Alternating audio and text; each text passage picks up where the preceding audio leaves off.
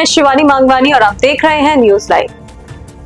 IIMT विश्वविद्यालय में open and distance learning पाठ्यक्रमों में प्रवेश शुरू। योग्यता अनुसार मिलेगी 20% तक स्कॉलरशिप।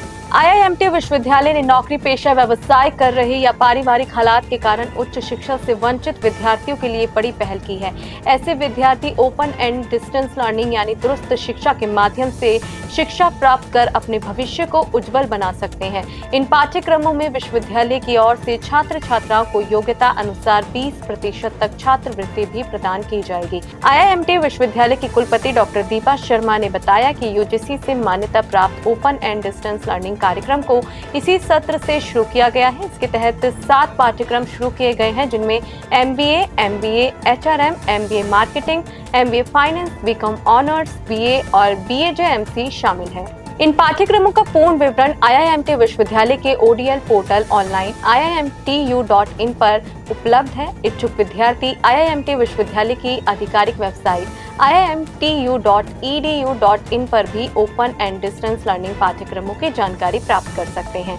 आईआईएमटी विश्वविद्यालय के कुलाधिपति श्री योगेश मोहन जी गुप्ता ने कहा कि विभिन्न कारणों से उच्च शिक्षा ग्रहण करने से वंचित छात्र छात्राओं के लिए ओपन एंड डिस्टेंस लर्निंग पाठ्यक्रम करियर निर्माण का सुअवसर प्रदान करेंगे। आईआईएमटी विश्वविद्यालय के प्रति कुलाधिपति डॉक्टर मयंक अग्रवाल ने कहा कि अब पेशेवर और दूर दराज के इलाकों में रहने वाले लोग भी उच्च शिक्षा प्राप्त कर सकेंगे। वक्फ कानून पर सुप्रीम कोर्ट का फैसला, कलेक्टर को दी गई शक्तियों समेत कुछ प्रावधानों पर लगाई रोक। सुप्रीम कोर्ट ने वक्फ संशोधन अधिनियम 2025 की वैधता पर फैसला सुनाते हुए जिलाधिकारी को दी गई शक्तियों पर चिंता जताई और कहा कि जब तक न्यायाधिकरण द्वारा निर्णय नहीं हो जाता तब तक किसी भी पक्ष के खिलाफ किसी तीसरे पक्ष के अधिकारी का सृजन नहीं किया जा सकता। कोर्ट ने कलेक्टर को दी गई ऐसी शक्तियों से संबंधित प्रावधान पर रोक लगा दी। सुप्रीम कोर्ट ने कहा कि वक्फ बोर्ड में 3 से अधिक गैर मुस्लिम सदस्य नहीं होने चाहिए। इसके साथ ही केंद्रीय वक्फ परिषद में 4 से अधिक गैर मुस्लिम सदस्य नहीं होने चाहिए। मुख्य न्यायाधीश BR गवई ने कहा कि कानून से उस धारा को भी हटा दिया जाना चाहिए जिसके अनुसार कम से कम 5 साल तक इस्लाम का पालन करने वाला व्यक्ति ही वक्फ घोषित कर सकता है। पीएम मोदी ने कोलकाता में संयुक्त कमांडर सम्मेलन का किया उद्घाटन। बिहार को दी 36,000 करोड़ की परियोजनाओं की सौगात। प्रधानमंत्री नरेंद्र मोदी ने कोलकाता के विजय दुर्ग स्थित भारतीय सेना के पूर्वी कमान मुख्यालय में 3 दिवसीय संयुक्त कमांडर सम्मेलन का उद्घाटन किया। इस दौरान रक्षा मंत्री राजनाथ सिंह भी मौजूद रहे। ऑपरेशन सिंदूर के बाद इस तरह का ये पहला सम्मेलन है। इस सम्मेलन में देश के शीर्ष नागरिक और सैन्य नेतृत्व को वैचारिक और रणनीतिक लेवल पर विचारों के आदान प्रदान का अवसर मिलेगा। संयुक्त कमांडर सम्मेलन सुधारों, परिवर्तन, बदलाव और परिचालन तैयारियों पर केंद्रित रहेगा। सम्मेलन की थीम सुधारों का वर्ष भविष्य के लिए परिवर्तन रखी गई है। वहीं प्रधानमंत्री मोदी ने बिहार के पूर्णिया में एयरपोर्ट का लोकार्पण किया और राज्य की 36,000 करोड़ की विभिन्न परियोजनाओं का लोकार्पण और शिलान्यास किया। पीएम मोदी ने बिहार में राष्ट्रीय मखाना बोर्ड का भी शुभारंभ किया। प्रधानमंत्री ने अररिया गलगलिया रेल लाइन का उद्घाटन और विक्रमशिला कटरिया रेल लाइन का शिलान्यास किया। इसके साथ ही 1 वंदे भारत और 3 अमृत भारत ट्रेनों की शुरुआत की। भारत पर अतिरिक्त टैरिफ नहीं लगाएगा यूरोपीय यूनियन, कहा सहयोग बढ़ाना हमारी प्राथमिकता। रूस से कच्चे तेल की खरीद को लेकर अमेरिकी राष्ट्रपति डोनाल्ड ट्रंप ने यूरोपीय संघ से भारत पर अतिरिक्त शुल्क लगाने को दबाव बनाया था, लेकिन यूरोपीय यूनियन ने इससे इनकार कर दिया है। यूरोपीय यूनियन ने कहा कि उनके लिए भारत EU के बीच मुक्त व्यापार समझौते को लागू करना प्राथमिकता है। यूरोपीय यूनियन भारत के साथ नई शुल्क व्यवस्था से द्विपक्षीय संबंधों को खराब करना नहीं चाहता है। अमेरिका की ओर से यूरोपीय देशों पर रूस से तेल आयात करने वाले देशों पर ज्यादा टैक्स लगाने का दबाव 2-3 महीनों से बनाया जा रहा है, लेकिन अभी तक किसी भी यूरोपीय देश ने ऐसा करने का संकेत नहीं दिया है। यूरोपीय यूनियन के साथ ही अमेरिकी राष्ट्रपति ट्रंप ने G7 देशों से भी भारत और चीन पर भारी टैरिफ लगाने की अपील की थी। इजरायल के खिलाफ एकजुट हो रहा इस्लामिक वर्ल्ड कतर पर हमले को लेकर घेरने की तैयारी। कतर की राजधानी दोहा में आयोजित इस्लामिक देशों के विदेश मंत्रियों की बैठक में दोहा में किए गए इजरायली हमले की निंदा की गई।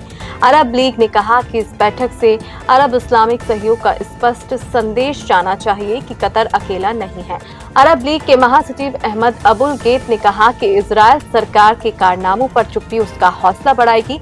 कतर के प्रधानमंत्री शेख मोहम्मद बिन अब्दुल रहमान अल थानी ने कहा कि समय आ गया है कि अंतर्राष्ट्रीय समुदाय दोहरे मापदंड अपनाना बंद करे और इजरायल को उसके अपराधों के लिए दंडित करे। उन्होंने कहा कि गाजा में इजरायल का विनाश का युद्ध सफल नहीं होगा। फिलिस्तीनी लोगों पर युद्ध का उद्देश्य उन्हें उनकी जमीन से बेदखल करना है। कतर पर इजरायली हमले को लेकर कहा कि यह आक्रमण उस समय किया गया जब दोहा सार्वजनिक वार्ताओं का आयोजन कर रहा था। इसकी जानकारी इजरायली पक्ष को थी और इसका उद्देश्य गाजा में युद्ध विराम लागू करना था।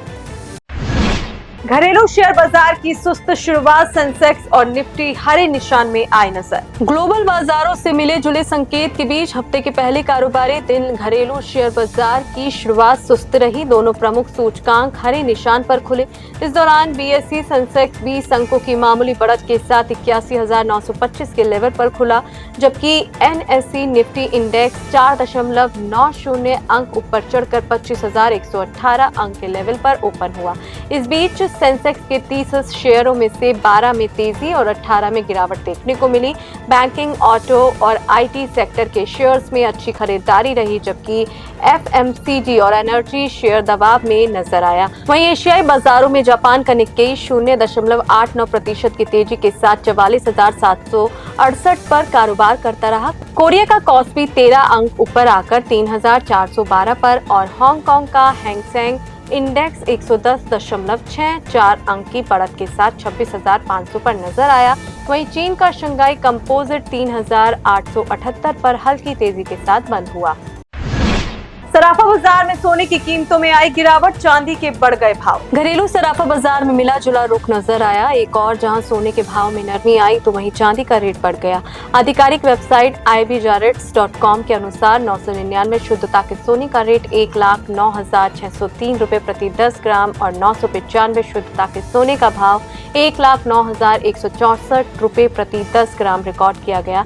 इसके साथ ही 999 शुद्धता की चांदी का भाव 1,27,763 रुपए प्रति किलोग्राम दर्ज किया गया। आज के लिए बस इतना ही। कल फिर मिलेंगे देश और दुनिया की नई जानकारियों के साथ। तब तक के लिए लाइक करें और सब्सक्राइब करें IIMT मीडिया।